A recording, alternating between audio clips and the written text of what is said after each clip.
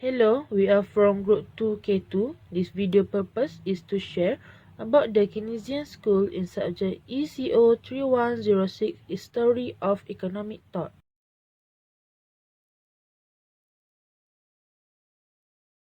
Assalamualaikum warahmatullahi wabarakatuh. My name is Nur Asia binti Ismail. Okay, today I will start with my part about the introduction of the Keynesian school. Okay, first, the Keynesian school, one of the most significant school of the economy thought. Second, the school began with the publication of the Keynes, the general theory of employment, interest and money in 1936 and remained a major presence in orthodox economy. Third, it arose out of the neoclassical school.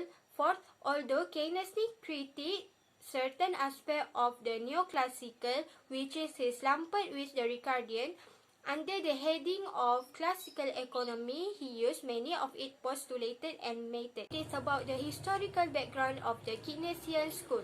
Okay, first, the Great Depression of the 1930s was a driving force toward the acceptance Keynes idea.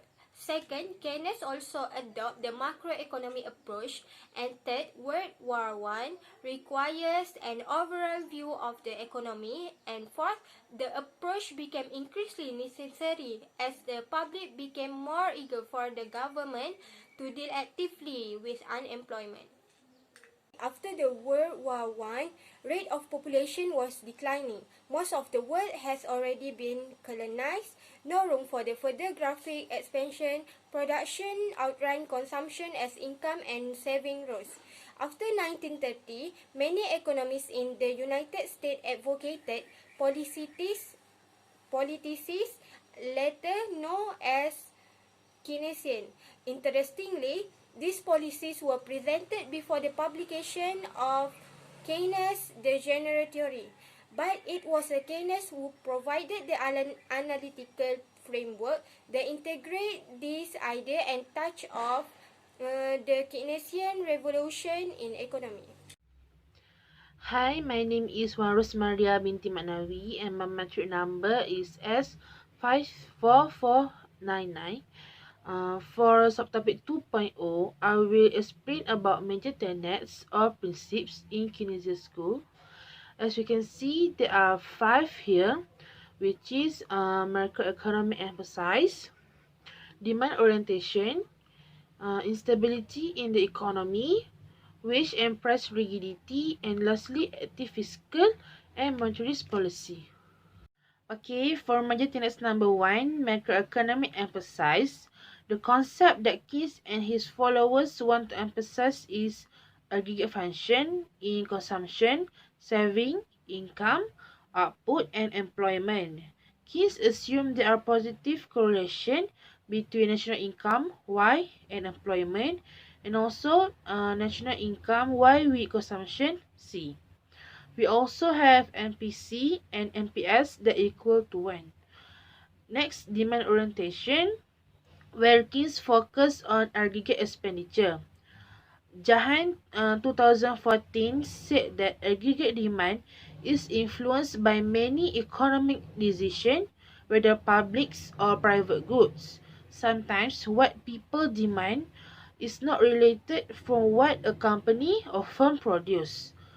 A firm can maximize the level of output by full employment. Number 3, stability in the economy. It's happened because of unpredicted investment by people. Investment play their roles to change the flow of money in the economy. According to Coddington, 1976, Keynes used an approach of ISLM to know the market in the economy. To overcome the instability, Keynes point out fiscal and monetary policy that we'll discuss more on the next slide. Now we move to wage and price rigidity. Keynes very optimized in the way of wage, which is paid to workers or employment. The issue can come from the contracts or minimum wage and so on. So firm who cannot produce more had to cut down the salary or wage from the workers. Mahmoud 2014 said that price and especially wage respond slowly to change in demand and supply and will resulting to the workers. Lastly, active fiscal and monetary policies. Keynes point out these two policies to overcome or to improve the full employment, the price stability, and economic growth.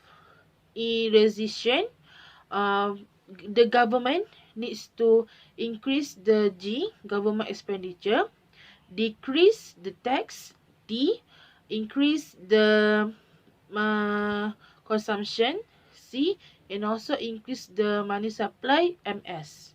And in inflation, the vice versa. So, government play an important role to make the economy keep growth and by doing these effective policies. My name is Nuratika binti Jamil, S54545. Major contribution to economic theory. General theory is the most important through relying on steady-state equilibrium models and an equilibrium approach. Factors that Keynes consider important in this theory is A. The state of general or long-period expectation is independent of the system and may shift in reaction to economic or non-economic factors and will be a major determinant of the marginal efficiency of capital, liquidity preference, and the propensity to consume. B. Individual particular short period expectation may be disappointed. C. Disappointment of expectations in B may affect A and vice versa. Monetary production economy is money plays a part of its own and effect motive and decision of the operative factors in the situation, the first state and the last in distinction to a neutral or real exchange economy which recognize money as a neutral link between transaction in real things and real.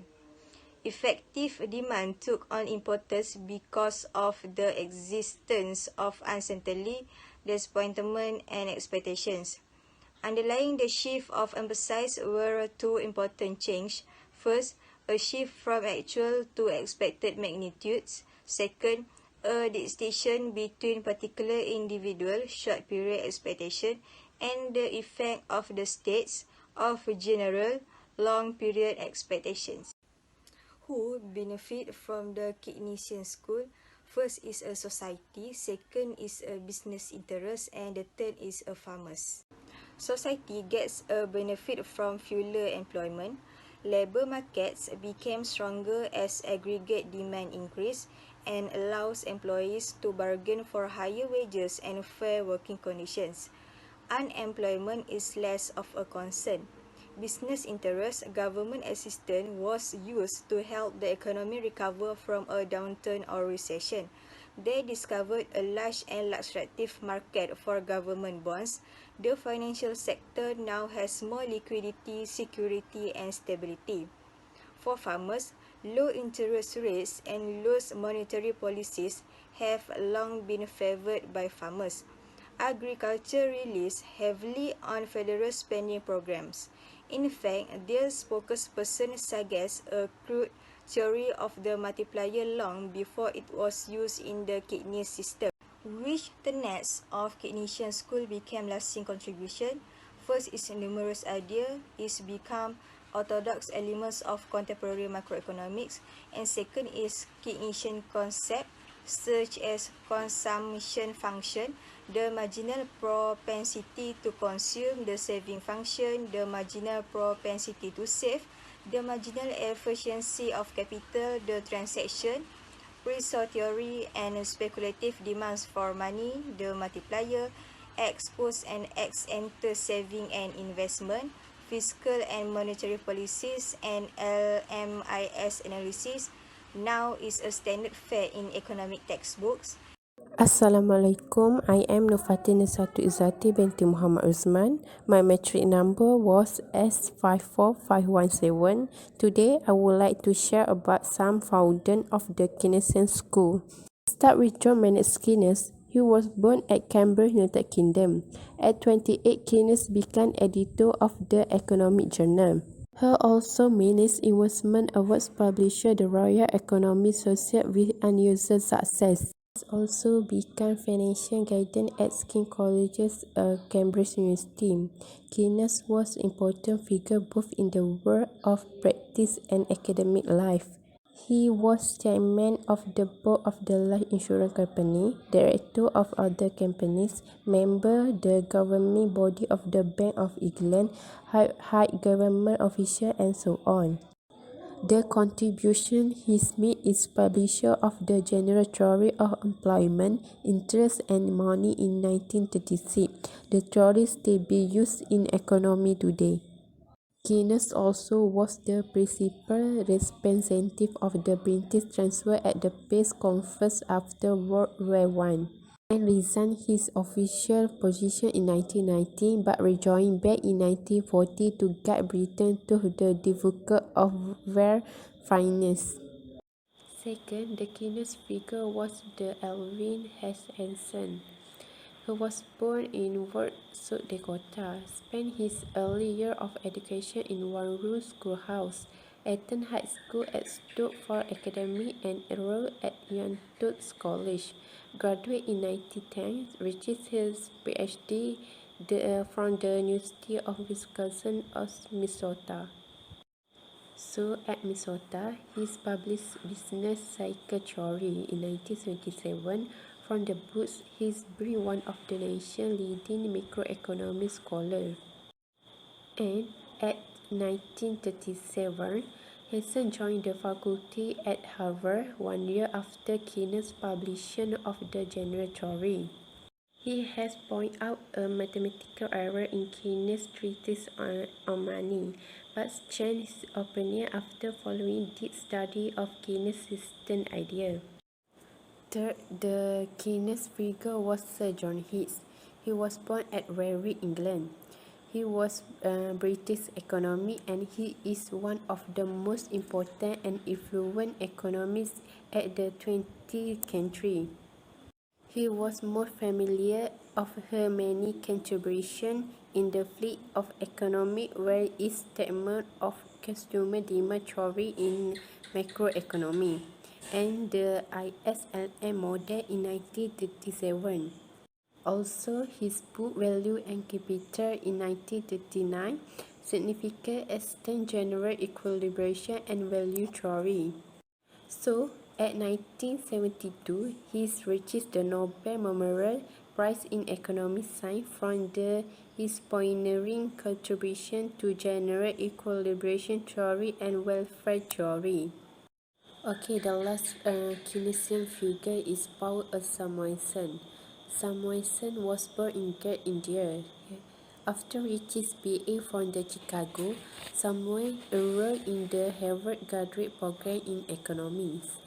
At Harvard, he was caught up in the beginning of the Keynesian revolution. Student of Alvin Henson, and he already brilliant mathematics student. So, her published book titled The Foundation of Economic Analysis in 1947. In this work, he won immediate academic acclaim. He used mathematics to set forth and prove the major propositions in economy. So, he published Introductory Economic Text and Economy in 1948. So, this book became innovative in teaching elementary, micro, and macro as his foundation. For the conclusion, 5.1 limitation of critiques of the Keynesian school, we have 6. 1 is inflation, 2 borrowing causes high interest and financial crowding out, 3 is encourage big government, and 4 is time lags, 5 the difficult of predicting output gap, and 6 is breakdown of Philip curve trade-off. I not explain all, but I just choose what I want to explain. Okay, first, inflation. how inflation in the Keynesian school.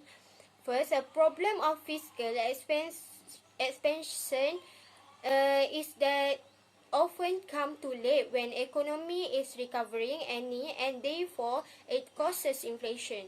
And second, I will choose borrowing causes higher interest rate and financial crowding out. For example, for government to borrow more, the interest rate and bond rises. With higher interest rate, this discourage investment by the private sector. Okay, next I will choose a time lag. Time lag, it takes a long time to change aggregate demand. By the time aggregate demand manage, it may be too late and cause lead to inflation. If any theory from the Keynesian school are valid until today, first is economic theory to policy making, second is nominal wages, third is establish a new set of analytical tools, and fourth is a new liberalism. Economic theory of policy making, Keynes provided both an explanation of fluctuations and a program. These are alternative means to reductions in nominal wages, and it's found a little support as a politically practical solution to massive unemployment. Nominal wages is a better way to achieve full employment. Single firm can increase sales and employment through wage cut. If less wage, people less investment spending and can reduce unemployment. Establish a new set of analytical tools can encourage the further development of national income accounting and stimulate effort at empirical studies of the real world, and also can accelerate the development of econometrics. And lastly is neoliberalism is aiding those who benefit least from capitalism without the constraints.